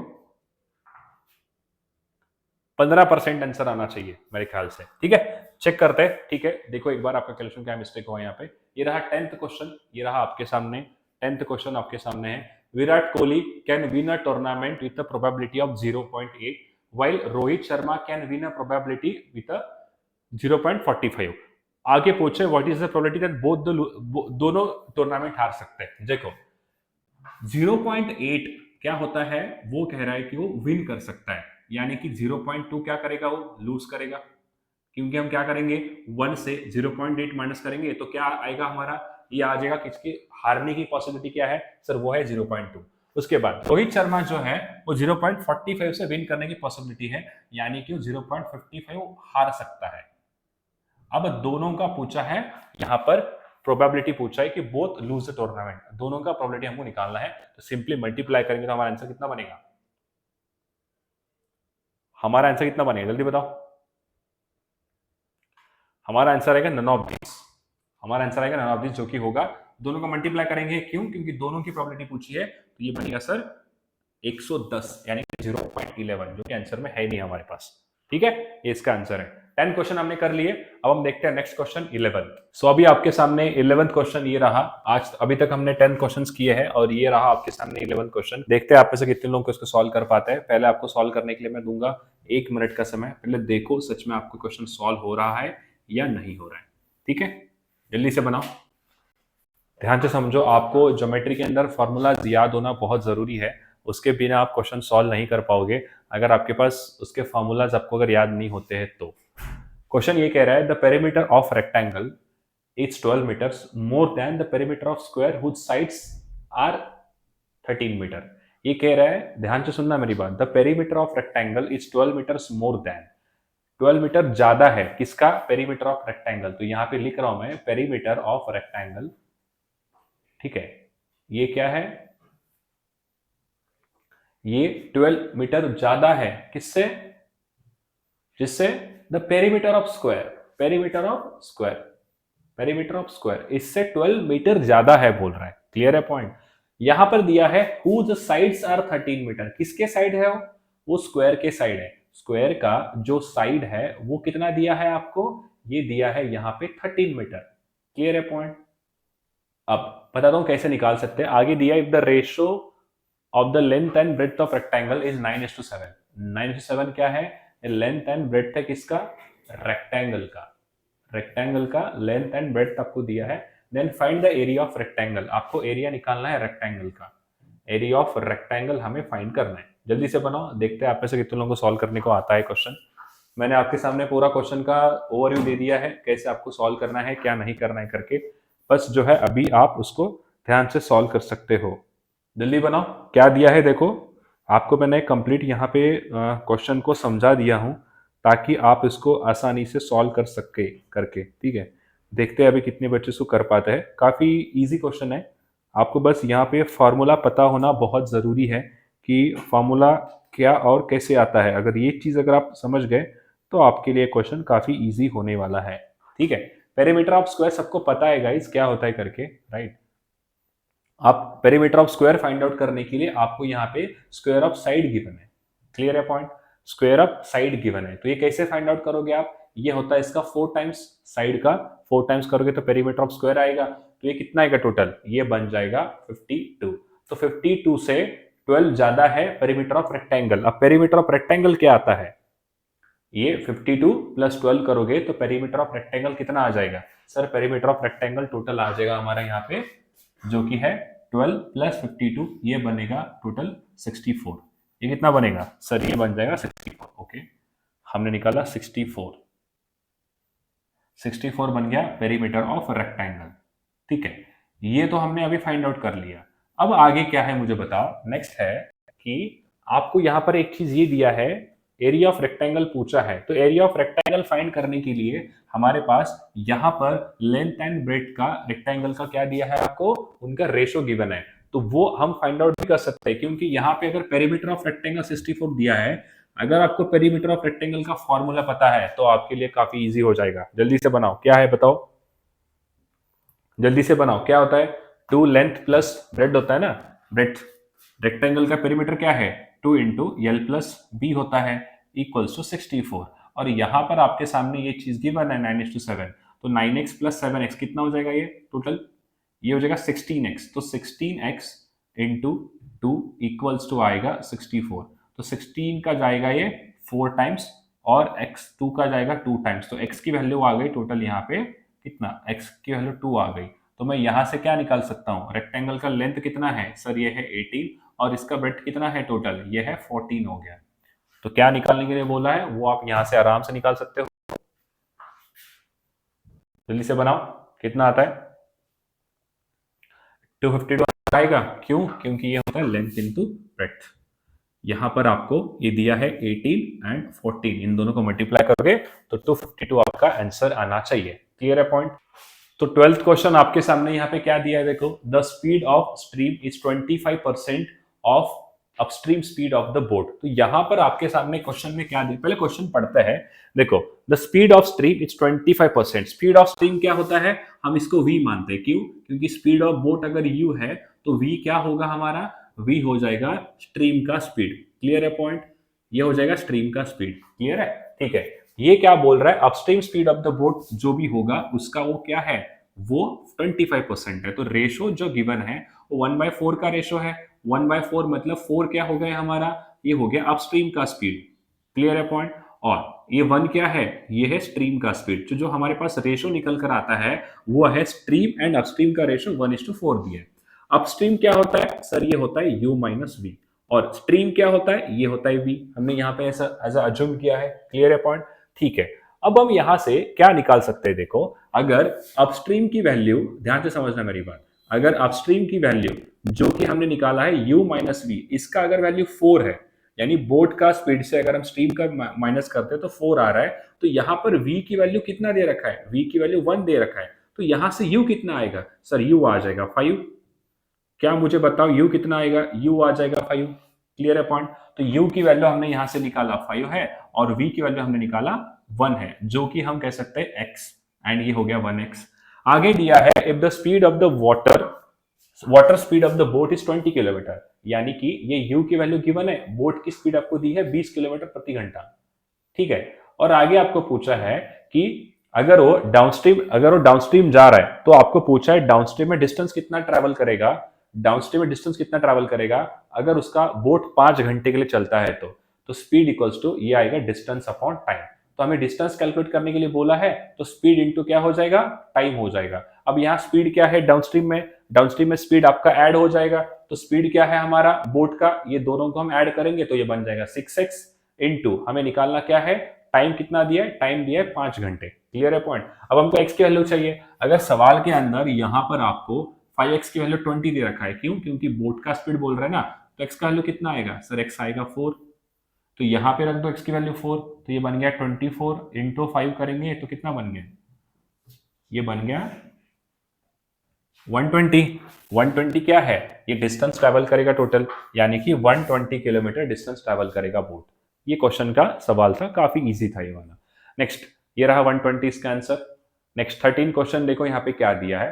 13 क्वेश्चंस थोड़ा सा ध्यान से समझते हैं। मैं आपको इसका एक बार ओवरव्यू दे दूंगा, इसको आपको सॉल्व करना है, क्योंकि मैंने अभी तक 12 क्वेश्चन सॉल्व किए हैं, राइट। और आपको मैं अभी दूंगा प्रैक्टिस के लिए, मैं आपको पूरा उसका ओवरव्यू देता हूँ। क्या दिया देखो, ये क्वेश्चन ये कहता है, मैं समझाता हूँ पहले। देखो, in a tank P N inlet tank, देखो एक टैंक है जिसके अंदर P जो है वो इनलेट है। इनलेट यानी कि वो पानी अंदर डाल रहा है, यानी कि पॉजिटिव काम कर रहा है। और जो while Q is outlet pipe, यानी कि मान लेते हैं यहाँ पे एक ऐसा पाइप Q है जो पानी को बाहर फेंक रहा है, यानी कि पाइप Q क्या कर रहा है, वो पानी को बाहर फेंक रहा है, मतलब वो नेगेटिव काम कर रहा है। आगे दिया है when the tank was empty tap P was open, जब टैंक वाज एम्प्टी, जब कंप्लीटली टैंक एम्प्टी था, एम्प्टी होने के बाद ये क्या कह रहा है, टैंक जो टैप P है वो 7 घंटे के लिए ओपन किया गया।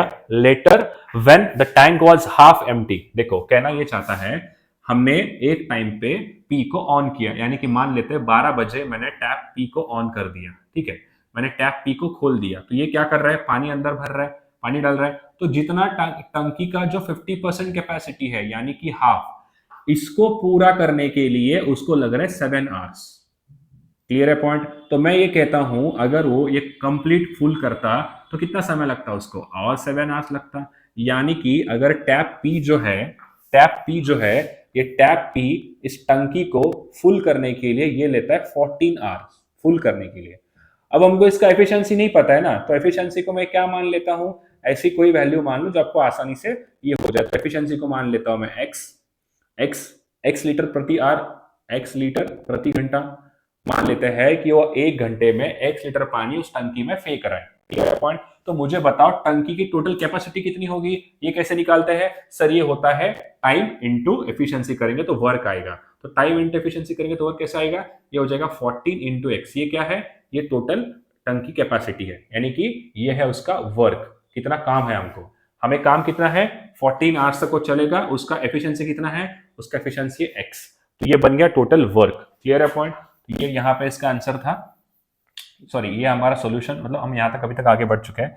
इसके बाद ये कहता है, ध्यान से सुनना मेरी बात, जब हाफ टंकी हो जाएगी यानी कि 7 घंटे तक काम कर चुका है, तो अब मुझे बताओ जो टैप पी है वो 7 घंटे काम कर रहा है, यानी कि अगर वो 7 घंटे काम कर रहा है, ये इसका टाइम है, हर 1 घंटे में x लीटर पानी डाल रहा है उस टंकी के अंदर। क्लियर है? उसके बाद क्या हो रहा है, उसके बाद कहानी ये चल रही है, टैप क्यू को हमने ओपन किया, टैप क्यू को हमने ओपन किया और वो 11 घंटे तक दोनों चलते रहे, दोनों मतलब P एंड Q। अब मुझे बताओ, मैं ये कह रहा हूं कि ये जो हमारा Q है, ये Q, ये क्या कर रहा है, पानी को बाहर फेंक रहा है। अब यहां इसकी भी कोई कैपेसिटी होगी ना, कि 1 घंटे में मान लेते हैं कि ये क्या है, y लीटर ऑफ पानी, y लीटर पर आवर, ये पानी को बाहर फेंकता है। यानी कि हर 1 घंटे में वो y लीटर पानी क्या कर रहा है, वो पानी को बाहर फेंक रहा है। यानी कि अगर मान लो पाइप P जो है, अगर x लीटर पानी अंदर डालता है तो y लीटर कौन कर रहा है, y लीटर बाहर फेंक रहा है। एग्जाम्पल में समझते हैं हम यहाँ पे, जैसे एग्जाम्पल ले लो, ये टंकी है, ठीक है, ये टंकी है। यहाँ पे मैं कह रहा हूं कि मैं जो है इसके अंदर हर 1 घंटे में 10 लीटर पानी यहाँ पर लाके फेंक रहा हूं, बट एक यहाँ पे होल है उस टंकी के अंदर, वो 2 लीटर पानी क्या कर रहा है, बाहर फेंक रहा है, बाहर यानी कि वो खाली कर दे रहा है। तो 1 घंटे में कितना टंकी में पानी आएगा सर, 1 घंटे में आ जाएगा 8 लीटर। क्या ये मेरी बात मानोगे आप? एक बार हाँ ना बोलो सब लोग। क्लियर है पॉइंट? तो ये काम तो समझ में आ रहा है आपको? ठीक है, इतनी सी बात समझ में आई सबको? चलो, आई होप आपको समझ में आ रहा होगा। तो देखो अभी क्या है, 7 आवर्स के बाद दोनों मिलकर 11 घंटे के लिए काम किए हैं, यानी कि 11 आवर इनका टाइम है, और दोनों का एफिशिएंसी क्या आएगा, ये आएगा x माइनस वाई। क्यों x माइनस वाई, क्यों मैंने क्यों किया, ये 11 घंटे में x लीटर पानी फेंक रहा है, ये 11 घंटे में x लीटर y लीटर पानी बाहर लेके जा रहा है। ठीक है, तो आगे बोल रहा है तब जाके टंकी फुल हो जाती है। अब टंकी फुल हो रही मतलब टोटल एफिशिएंसी क्या है टंकी की, हमने यहां पे निकाला 14x। टोटल एफिशिएंसी क्या है टंकी की सर, ये है टोटल एफिशिएंसी 14x, तो मैंने यहां पे लिख दिया 14x टोटल एफिशिएंसी है। अब यहां से आपको क्या पूछा है कि इन how many hours tap Q alone can empty the tank. अब हमको पूछा कि पूरे, हमको ये सवाल में पूछने, मतलब सवाल में फाइंड आउट करने के लिए बोल रहे हैं कि पूरे के पूरे जो टंकी है वो अकेला कैसे वो, मतलब उसको ये कर देगा। यानी कि हमें निकालना क्या है, इन शॉर्ट देखो, हमें फाइंड आउट ये करना है टोटल वर्क क्या है हमारा, सो टोटल वर्क है 14x, ये टोटल हमारा वर्क है। ठीक है, अब इसको y जो है कितने समय में खाली कर देता है, y कितने समय में खाली कर देता है, सॉरी q कितने समय में खाली कर सकता है, भरी हुई टंकी खाली कब करेगा ये। क्लियर है पॉइंट? तो उसके लिए हमें क्या पता होना चाहिए, हमको निकालना है टाइम, तो टोटल वर्क क्या है 14x है, हमें क्या पता होना चाहिए उसका एफिशिएंसी जो कि है y। क्लियर है पॉइंट? क्या ये बात सबको समझ में आ रही है? एक बार हाँ ना बोलो सब लोग, इतनी सी बात सबको समझ में आ रही है? क्लियर है पॉइंट? एक बार हाँ या ना बोलो सब लोग। राइट, ठीक है, अब ट्राई करते हैं, देखते हैं जो इक्वेशन हमने यहां पे बनाया इसमें सही होता है कि नहीं होता है। 7x plus 11x minus 11y equals to बनेगा 14x। ठीक है, अब देखो ये टोटल बनेगा 18x minus 11y equals to आएगा 14x। अब देखो 11 को उधर भेजो, 14 को इधर लेकर आओ, तो ये बनेगा 4x इक्वल्स टू 11y। तो हमारा रेशो क्या बन गया, x अपॉन y क्या बनता है, x अपॉन y बनेगा 11 डिवाइड बाय 4। तो मैं कहना ये चाहता हूं यहां पे इनके एफिशिएंसी का रेशो क्या आ गया सर, इनके एफिशिएंसी का रेशो जो है वो बनता है 11 अपॉन 4। क्या बन गया ये बन गया 11 अपॉन 4। क्लियर हो गया पॉइंट है? अब हमको क्या निकालना है, अब हमको ये वैल्यू निकालनी है, यहाँ पे रख सकते हैं x की वैल्यू। x की वैल्यू क्या है यहाँ पे, अभी x की वैल्यू आ चुकी है 14 इंटू, x की वैल्यू क्या है यहाँ पे 14 इंटू 11 डिवाइडेड बाय, यहाँ पर y की वैल्यू क्या है, y है 4, ये 2 का जाएगा 7 टाइम, ये 2 का जाएगा 2 टाइम्स, तो 77 अपॉन 2 आ जाएगा, जो कि होता है 2 का 3 टाइम्स, एक बच गया, 2 का 8 टाइम्स 38.5 आवर उसको लगेंगे टंकी को खाली करने के लिए। तो ये रहा उसका answer, D is the right answer. Clear है पॉइंट? क्या आपको समझ में आया कंप्लीट इसका मैंने सॉल्यूशन कैसे दिया आपको? ठीक है, नेक्स्ट ये रहा इसका सॉल्यूशन, और ये है 14th क्वेश्चन। अब इसको बनाता है 14th क्वेश्चन आपके सामने, मैं इसको लेकर आया हूं। क्या दिया है देखो, Raghav and Sanjay and Tarun stayed in a partnership business. ठीक है, 6:5 मंथ ये टाइम दिया है आपको, दोनों तीनों का टाइम दिया है, इतने समय के लिए वो क्या थे, पार्टनरशिप में थे। ठीक है, आगे दिया if the both Raghav and Sanjay got 25% less profit than Tarun. अगर ध्यान से समझना, ये क्या है, ये है राघव, ये है संजय और ये है तरुण। ठीक है, तरुण को जितना ही प्रॉफिट मिल रहा है उससे 20% लेस दोनों को मिल रहा है। अगर तरुण को प्रॉफिट 4 मिल रहा है तो दोनों को कितना मिल रहा है, दोनों को मिल रहा है 3 यूनिट। ये है प्रॉफिट का रेशो। तो पूछा है the investment of Raghav was what percent of combined investment of Sanjay and Tarun, हमको निकालना है। देखो अब बेसिकली फॉर्मूला क्या होता है, देखो अगर मुझे मान लो 20 रुपए का अगर प्रॉफिट होता है तो इसको अगर मैं टाइम से डिवाइड करूंगा तो मुझे पता चलेगा इन्वेस्टमेंट कितना है करके। तो फार्मूला क्या बनता है, investment equals to profit upon जो है ये टाइम आपका यहाँ पर बनने वाला है। क्लियर है पॉइंट। तो प्रॉफिट कितना हो रहा है यहाँ पे, इसको हो रहा है 3 डिवाइडेड बाय 6, उसके हो रहा है 3 डिवाइडेड बाय 5, इसको हो रहा है 4 डिवाइडेड बाय 10। तो ये क्या बन गया इनका, ये कंप्लीटली इनका इन्वेस्टमेंट का रेशो बन गया। तो इसको मैं एक फॉर्म में लिखता हूं, तो कैसे लिख सकता हूं मैं यहाँ पे, यहाँ 5 से मल्टीप्लाई करो, यहाँ भी 5 से करो, यहाँ करो 6 से मल्टीप्लाई, यहाँ भी करो 6 से मल्टीप्लाई, यहाँ करो 3 से मल्टीप्लाई, यहाँ भी करो 3 से मल्टीप्लाई। क्यों, क्योंकि इनका बेस सेम हो जाएगा। तो 5 3 15, 6 3 18 और 4 3 12। इसको आप अगेन शॉर्ट कर सकते हो अगर आपको करने का है तो। ये 3 का जाएगा 5 बार, ये 3 का जाएगा 6 बार, ये 3 का जाएगा 4 बार। तो ये इनका इन्वेस्टमेंट का रेशो बन गया, किसका, रमेश, राघव, संजय एंड तरुण का। ठीक है, अब पूछा है राघव का जो इन्वेस्टमेंट है, राघव का इन्वेस्टमेंट कितना है यहाँ पे, राघव का इन्वेस्टमेंट है 5 यूनिट। ये जो है 5 यूनिट, ये कितना परसेंट है combined investment of Sanjay and Tarun. तो दोनों का कंबाइंड इन्वेस्टमेंट है 6 + 4 10। ठीक है, 6 + 10 ये आएगा इंटू 100, ये आएगा 50% इन्वेस्टमेंट है इसका। दोनों का मिलाकर अगर हम करते हैं तो उसके मुकाबले 50% इसका इन्वेस्टमेंट है राघव का। तो ये इसका रहा आंसर। ठीक है, अब ये एकदम ये भी इजी सवाल है। क्या दिया देखो, a bag contain 885 coins in a denomination of 1 rupee 25 paise and 20 paise. ठीक है, the ratio of the total value of all the rupees in the coin, ये ratio of value of the all 1 rupees coin to the, ये कह रहा है 1 rupee coin, ठीक है, 25 पैसे कॉइन, ठीक है, उसके बाद 20 पैसे कॉइन। इनका जो रेशियो है ये है 6:7:5। अब मुझे बताओ 25 पैसे के अगर मैं ऐसे 4 कॉइन लेकर आऊंगा तो 1 रुपए बन जाएगा, 20 पैसे के ऐसे मैं 5 कॉइन लेकर आऊंगा तो 1 रुपए बन जाएगा। तो यहाँ सिंपली मल्टीप्लाई करो उनके रेशो से, तो ये आएगा, क्योंकि 1 को मल्टीप्लाई करेंगे तो 1 से कोई फर्क नहीं पड़ता। 7 चौक 28 और 5 पच्चे 25, ये बन गया इनका रेशो का इन्वेस्टमेंट, सॉरी ये बन गया इनका वैल्यू का रेशो। ठीक है, अब बोला है कॉइन कितने हैं टोटल, 885 कॉइन है, डिवाइडेड बाय हम क्या करेंगे, पूछा क्या है आपको, in how many 1 rupee coins are there in the bag. Total 1 rupee coin कितने हैं, 885 क्या है, ये इनका सबका टोटल है। तो देखो 31 प्लस हम करेंगे ये 28, कितना आता है 9 एंड 59। तो 59 डिवाइडेड बाय हमको निकालना है 6 की वैल्यू, तो ये जाएगा टोटल 15 टाइम्स, इसका आंसर बनेगा 90। ये मैंने कैसे किया, देखो हमेशा याद रखो 885 डिवाइडेड बाय 59 हमको करना है। यहाँ मल्टीप्लाई डिवाइड करते मत बैठो, एक आपको शॉर्टकट ट्रिक पता होना चाहिए। यहाँ जो आपके आंसर है सारे के सारे, ये वैल्यूज एकदम पॉइंट में तो है ही नहीं, ये डायरेक्ट वैल्यूज है। तो यहाँ पर आपको समझना चाहिए 59 का 2 टाइम्स कितना होता है, 100 के प्लस जाएगा। इसीलिए मैं इसको डायरेक्टली 188 को 1 से काट सकता हूँ, और जो आगे बची हुई वैल्यू है ना वो डेफिनेटली इसका 5 बार जाएगा। क्यों, क्योंकि 9 के टेबल में सिर्फ 9 इंटू 5 करूंगा तभी लास्ट में 45 आता है, इसीलिए डायरेक्टली मैंने इसको 95 आंसर कर दिया। क्लियर है पॉइंट। तो देखते हैं आपको ये 16 सवाल मैं एज अ होमवर्क दे रहा हूं, देखते हैं आप में से कितने लोग इसको सॉल्व कर पाते हैं। एज अ होमवर्क आप इसको ले लो, इसको आप सॉल्व करके देखो। ये आपको मैंने पहले भी पढ़ाया है, मैंने 2 बजे पिछले क्लासेस है वहां पे आपको पढ़ाया ये वाला टॉपिक। देखते हैं आपको आता है क्या। इसका आंसर है ये देखो, ये इसका 15th आंसर है। देखते हैं आप इसको कमेंट करके मुझे जरूर बताना कि आपको सॉल्व हुआ नहीं हुआ है। ठीक है, नेक्स्ट उसके बाद है sum of present age of P Q R. समझा देता हूँ, मतलब अभी आगे के जब के 5 क्वेश्चन है ना, ये कंप्लीटली आपको मैं एक्सप्लेन कर दूंगा। देखते हैं आपको सॉल्व होता है क्या, यानी कि मैं अगर आपको इजी कर दे रहा हूँ तब भी आप कर पाते हो या नहीं कर पाते हो। देखो ये कह रहा है the sum of present age of P Q R S is 80। इनका जो सम है तीनों का, P plus Q plus R, ये कितना है, इनका सम है टोटल 80। ठीक है, आगे दिया है after 4 years the ratio of ages of P Q R S will B.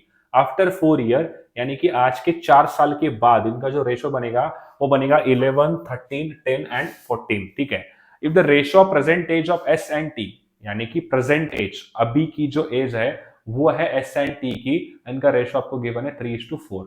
आपको पूछ रहा है then find the sum of the between present age of T and Q. आपको निकालना है present age of T and Q कितना हो सकता है करके, ये आपको निकालने के लिए बोला है।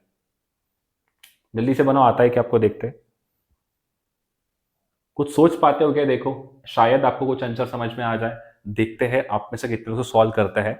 मैं आपको सॉल्व करने का भी समय दे रहा हूँ, देखता हूँ कि आप में से कितने लोग इसको बना पाते हैं। आपको ऐसा होमवर्क है, देखो आपको आता है क्या, सॉल्व करके देखो। 17 इसका आंसर यहाँ पे दिया है, 54 है, ठीक है। उसके बाद 18 ये भी काफी इजी है, ये सिंपल इंटरेस्ट के बेस्ड है। ये कह रहे हैं अशोक जो है वो सम ऑफ मनी लेता है from Sonal at the rate of 5% per annum, simple interest for the first 4 years and 8% per annum for the next 5 years and 9% per annum for the remaining time। ठीक है, अब देखो यहाँ पे कहना क्या चाहता है, अशोक जो है वो कुछ अमाउंट ले रहा है किससे, सोनल से। ठीक है, कितना अमाउंट ले सोनल से हमको नहीं पता, उसको मैं पी मान लेता हूँ। ठीक है, उसका रेट ऑफ इंटरेस्ट कितना है, सिंपल इंटरेस्ट पहले 4 साल के लिए, ये है टोटल रेट ऑफ इंटरेस्ट कितना सर, ये है 5%, तो ये आएगा 5/100। तो ये हो गया पहले 4 साल के लिए। उसके बाद next 8% per annum for the next 5 years. इसके बाद जो भी प्रिंसिपल रहेगा, जो भी प्रिंसिपल रहेगा यहां पर उस प्रिंसिपल को वो ले रहा है 8% के पर एनम पे, 8% पर एनम और नेक्स्ट 5 इयर्स, ये है 8/100। ठीक है, उसके बाद प्लस क्या है 9% per annum for the remaining time.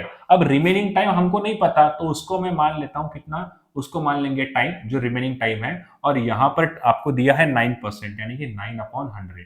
ठीक है, ऐसे करके वो total if he pays total 51,300 as a interest only at the end of 15 years. Okay, at the end of 15 years. ठीक है, तो देखो यहां पर पहले 4 साल के लिए ले रहा है, फिर बाद में 5 साल के लिए ले रहा है। ठीक है, तो ये 5 और 4 9, और बच्चे कितने, 15 में से 9 चले गए 6, तो यहां पे टाइम होगा 6। ठीक है, तो पूछा आपको अगर सिर्फ उसका इंटरेस्ट पे करता है 51,300 रुपए, तो मुझे बताओ कि उसने कितने पैसे लिए होंगे। तो ये आपके सामने एक सिंपल सा क्वेश्चन है, बनाते हैं देखो यहाँ पे।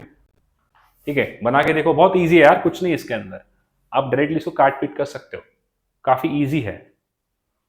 एक तो आप इस सब में 100 एंड देखो P एंड 100 कॉमन ले लो, क्योंकि ये दोनों सब में है ना ये। ठीक है, तो P एंड 100 कॉमन ले लो तो क्या बनेगा, 5 4 जा 20 प्लस 8 5 से 40, और ये बनेगा 54, ये बनेगा 54। देखो 60 एंड 54 जो कि बनता है 104, 114 बनेगा। ठीक है, 60 प्लस 50 कितना बनेगा ये सर, ये बनेगा 114। ठीक है, और इधर है P/100, और आपको यहां पे दिया है 51300।